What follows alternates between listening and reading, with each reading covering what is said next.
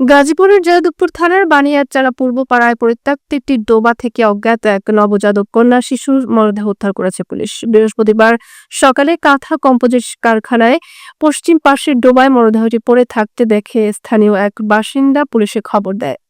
জয়দেবপুর থানার উপপরিদর্শক শোভন জানান, খবর পেয়ে ঘটনাস্থলে গিয়ে নবজাতকের মরদেহ উদ্ধার করে থানায় নেওয়া হয়েছে।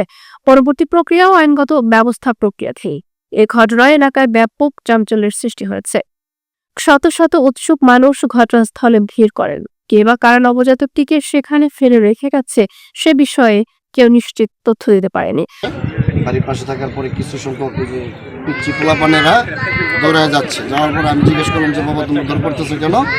আমারে বললো যে আঙ্কেল এই মাঠে জানি কি পাওয়া গেছে, এই ডোবাতে যে কচুরি নর্দমাতে পাওয়া গেছে। তাই আমি বললাম কি পাওয়া গেছে? আমি আবার একটু দুষ্টামি করছি, অন্য কিছু পাইছো কিনা তোমরা খেলাধুলা করতে গিয়ে? কয় না। তা পুলিশ বলছে বিষয়টি গুরুত্ব সহকারে তদন্ত করা হবে এবং অপরাধীদের শনাক্ত করে ব্যবস্থা নেওয়া হবে।